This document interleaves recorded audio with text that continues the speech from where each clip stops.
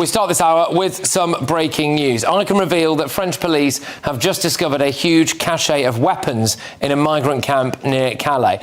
It's this camp, you might recognise it. You are a human trafficker, aren't you? Are there? Yes. Why are you bringing people illegally to Britain? Why are you illegally bringing people into Britain? Do you feel any kind of conscience about that at all? Do you feel bad about that at all? Or not? No? You don't? No? I think we can catch up with him, probably. Hello, come back.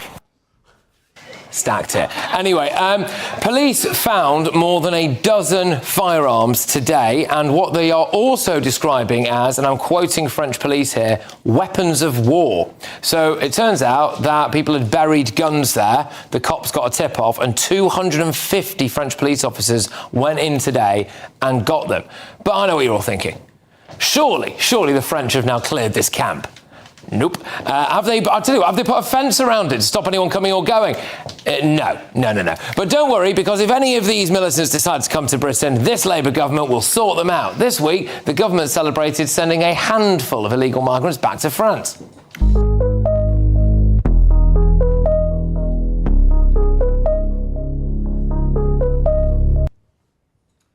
Oh, there they go. Any idea how many people we've sent back to France? Anyone? 26. You all read the auto cue. Well done. Okay. You know, note to self, don't put it there. Anyway, and any idea, I haven't skipped on here, any idea how many people arrived on Wednesday alone? 1,000. Somebody watches. Yes, so there we go. 1,000 people arrived on Wednesday alone. Now, I just want to bring your attention to what's happened on the continent this week. In Belgium, several jihadis were arrested allegedly for plotting to slaughter the Prime Minister and others. In Germany, 3 suspected members of Hamas were arrested allegedly for plotting a huge marauding terror attack. And as we all know, of course, we have just had a terror attack at a synagogue in Manchester here, where the attacker pledged allegiance to the Islamic State. Look, we are living in pretty scary times. I think this weapons haul found in northern France should probably serve as yet another warning to us all. Let's get the views of my panel and the audience as well. But I'll start with you, Russell, on the end there. So, there we go. Huge numbers of weapons found in that camp there in Calais. Yeah, so why do we think they're there? In Calais, what's that, 20 miles away from the British coast? They're on their way here, aren't they? So it's not just migrants, but potentially migrants, fighting-age males, and their weapons. But yet still, I guess as Patrick has just hinted, nothing will be done. I mean, not just in Calais in terms of those camps, but in terms of our authorities, whether it be our Home Office, our Border Force, our police, our politicians, doing anything about this. Have we seen Keir Starmer today standing up and saying, OK, guys, I think I get it. 12 weapons of war uncovered 20 miles away from the British coastline, probably about to be ferried over in dinghies, many of which land here unchecked, by the way. But still, our politicians shrug their shoulders. It's fine, because all refugees are welcome. And of course, they are all doctors, engineers and scientists. Seriously, surely, if only we as a nation could have a vote of no confidence in our government right now, seriously. The government's number one role is to protect their citizens. That's it. It's 101 politics, 101 government. That is what they are here to do. Now we find out there's a load of Kalashnikovs on their way over here, no doubt. Otherwise, Michael's probably going to disagree with this. He's actually itching to get involved. They're there by accident, perhaps. Maybe we should suppress this story because it's not fair on those migrants in Calais, poor things. Well, go on. That cache of weapons, they're not in Toulouse. Well, so what I would imagine, so obviously there's lots of gangs involved in smuggling people. Now, gangs, when they have guns, it's normally to kill other people in the gangs. So I imagine this is gang warfare in Calais. Now, when people cross the channel. Now, I don't think anyone thinks this is a good situation, the chaos on the border. When people cross the channel, generally they get intervened by the UK authorities.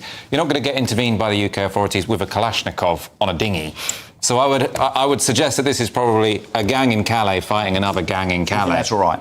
No, it's not all right, but I just think what you're saying is probably misinformation. Do you think there's any chance at all of an AK-47 coming over, hidden under a seat on a dinghy that might actually end up in Dover? You don't think there's any chance of that there's whatsoever? Some chance, but you seem to suggest it was inevitable. Too much chance, I would suggest. All right. Well, let's go to the gentleman in the audience and we'll bring our other two panellists in. Sir, what would you like to say about this? I wanted to echo some of those points. So there are three things that you really don't want smuggled into your country. People, we're not doing a great job of that because it's 50,000 a year. Drugs is an ongoing issue. And the only one missing is guns, ironically. And yet here we are. I do feel that there was some type of punishment because the immigration, legal and illegal, spiked directly after Brexit, which certainly suggests to me that the EU could have done more and then all of a sudden just let the floodgates open, and it was almost somewhat a punishment, okay? I do feel that. It's just my feeling because it happened directly after. It was almost like, okay, now you're going to get this, you're going to regret this, some type of punishment. The only thing missing is guns. So my question, and I suppose my suggestion, is that this is going to raise its head at some point, and then it will be somewhat too late. I keep hearing the term fighting age men. I don't like the term, of course, for obvious reasons, because I'm a fighting age man as well, and I'm on this side of the fence. So I don't How many like the women term. and children do you see coming over? No, you are correct. I'm not challenging it. I'm just like saying I don't like the term because I'm a fighting age man, and if I hear fighting age men are coming, I'm a fighting age man. I know what that means. You know, there's more here now than out. Where they outnumber the British fully aware, Army. and I'm not challenging. Just But I mean, that's just ridiculous. They are. It's Do true. you really think there's going to be a civil war and an uprising by people who have got? I think we're getting there, Michael. Yeah. What's the evidence that we're getting? So there are all sorts of. They just found 12 weapons 20 miles away That's from the not coast so. There of can be Britain. some standing militia who can uprise against the British Army. Let's just deal with a I mean, couple it's of nonsense. Let's just deal with. Fair enough, but I'll bring Alison on this. But there are a couple of things that have happened recently, which is that we did have I revealed it last night. Actually, we believe anyway, as a UK-trained former member of the Afghan National Army, who is running one of these human trafficking operations there at the moment,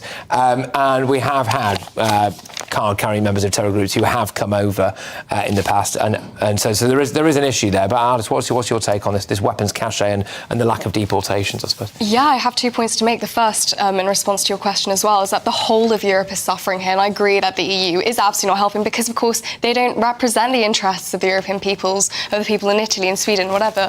The second point is that I think we have got to the stage where I think this is a national emergency which deserves emergency legislation being passed. Because on the subject... Thank you. Yes. Because on the subject of deportations, the issue is that when these claims are brought which are attempting to frustrate deportations, they're usually under Article 8 of the ECHR, the European Convention of Human Rights. And that provision has two clauses. The first says, obviously, you can't interfere with privacy, family life, whatever. The second is unless that it is in the national interest. The issue is that is never argued strong enough. But by now, it is a national crisis. It is 100% in the national interest that deportations take place. I mean, this has got far enough. And I think that regardless of the weapons, which is obviously highly worrying, we've already seen the civil unrest in our country from people rising up on extreme sides of this. I don't want to see my beloved nation torn apart by this. And I think that we are teetering towards that, and that's so distressing. Yeah. The other thing, by the way, with these weapons is that the same people who are, of course, doing the boat crossings are also very often trying to help people get in the back of lorries, and that is something that goes massively underreported. And the reason it goes underreported is because, unlike the boats, where a lot of them are intercepted, with lorries, it's just a complete lottery. You might get through, you might not, which makes it a lot easier to, hypothetically speaking, smuggle some of these guns and these weapons of war, as the French called them, across. But Christo, your views on this? When you mentioned that you had an exclusive of a surprise discovery at a migrant camp, I did wonder whether we'd found some women and children actually in there, because, ladies and gentlemen, it would have been nice to see them. Well, we got there in the end, thank you. I think this is a huge security risk. I think it's absolutely ridiculous that they have all of these, guns. I mean, it just gets worse and worse every time we discuss it, and you make a really valid point that your point, Michael, about the fact that it's probably quite difficult to smuggle a Kalashnikov up your jumper on a dinghy. Fair point, but those are the people that get met at the border and brought over by Border Force. There will be potentially thousands that don't get met, that end up in this country, that are completely undocumented. And how many guns have they got up their jumper? So, and of course we have seen as well. We have. Why are you laughing? I think the idea that so most of them do get intercepted, right? So if you're... How do you know that? Well, because they monitor No, it. they don't get intercepted. They feign distress at the RNLI and whoever. But what I mean is very few, because this is all monitored. No, I'm not talking about on boats. I'm talking about in lorries. In lorries. Other ways on train. There are many other ways that they can smuggle themselves in. I still think that if you're trying to smuggle yourself in, like just taking a gun is a bit of an unnecessary risk. One of the things that some might think that actually, if you're trying to get into a country undocumented, maybe having a gun would be quite useful. Well, also, they're taking such a risk in the first place. I mean, they're literally coming over here illegally, taking a really perilous journey. I just think we have very few examples. So lots and lots of asylum seekers get apprehended on the border, and I haven't seen any evidence of any of them having a gun. How would you know about those that don't? Would just be surprising if the ones that don't happen to have guns. Well, it's surprising to hear about 12 weapons of war found in a country. I don't think it is that surprising, given you've got... You're going to hear about the successful ones. They're not going to declare it as they walk up the beach at Folkestone. Let's go to YouGov, do a survey. Well, look, one of the other issues is that obviously there's people that are part of a criminal network. So doing some of the digging that I was doing, it emerged that a lot of the people who are responsible for the human trafficking already live in Britain. So they are asylum seekers themselves or just legal immigrants in some cases who've come here and lived in Britain. And they are also some of the ones who are sorting out a lot of the illegal working, etc. So the concern, I think, will be that if they've got the capacity to get guns, which are still illegal in France and right across Europe for the most part, over there to Calais, there is the capacity for people to come to Britain even without the guns and find another way of bringing them in. Would be my fear. Well, given our strict gun laws, I mean, how otherwise do guns get on our streets? I mean, they are on our streets. We know that across most big cities across Britain. There are guns, so they're clearly getting through. So I don't think it's beyond the realms of possibility that some of the 12 guns that we've just cited might end up... Can I ask you a question about the 26 people that we've returned to France? Are you against... So where are you with that? What's the Navarro media line on this? Are you against Shabana Mahmood getting rid of anyone to France? Because I'm quite keen. Does the left think she's extreme now? Well, the left will have all sorts of different positions. I've got no problem with the return You are to the France left now. Right. So you've got no problem with it? No, so, I mean, ideally what I would do, I think the whole asylum system is a bit of a mess, really, because what you say is Europe pays the Libyan dictatorship loads of money to try and round up as many migrants as possible so they don't cross the water. So we make it as difficult as possible to get here, but once you get here, you probably can stay. And that, to me, seems like a crazy system. When you say, why is it only men? Well, the reason it's only men is because it's really goddamn difficult to get there, right? So what I would do is I'd have safe routes in location, so safe routes near Afghanistan, safe routes near Syria, and let in a set number of airports. Called airports. You just jump on a plane if you're not. You can't get a visa if you're from. So the whole point is you can't get a visa if you're from these countries. And if we want to have some responsibility as a nation state and give asylum to some people who really need it, why do they throw their ID over the side? Well, so you're constantly changing the subject, right? No, it's exactly the same subject. So if you have, so we've had safe routes as a country before. We had safe routes when it came to Syria. We relocated about 20,000 people, and we had safe routes when it came to Ukraine. So if you have safe routes, people will use those safe routes. So I think you get some people to come by those safe routes, and then you're very strict on people who come who haven't applied to those. Can I just say one more quick thing, picking up on this gentleman's point? You're absolutely right. After Brexit, the numbers went through the roof, but they absolutely pale into insignificance for the number of legal people that were allowed in under the Boris wave. And the fact that we're going to be talking to that useless blancmange coming up after this show, I would be very, very interested to know whether Ben actually asks him about that. I hope so. The only thing I'm happy about is that it's a sit-down chat with Boris because he doesn't look capable of standing. Good grief. Well, there we go. Best time I've ever heard to describe Boris. The absolute nonsense. The fact that so many came under Boris, and it was directly against what anyone voted for. 100%. Just quickly, get a feel for the room. This idea that 26 people have been sent back now, do we think it's a deterrent?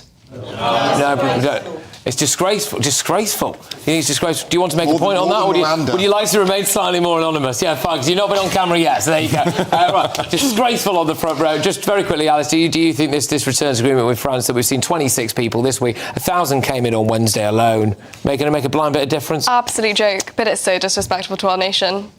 Well, go on, why? The one in, one out scheme. All these kind of little gimmicks that the government is throwing at us to try to seem like they're doing something about it when they're really not. I think that's so unforgivable. Just have a spine and tell us the truth, which is that we are tied to legislation in which it is very hard to try to send people back. Change it for the good of our nation. All right.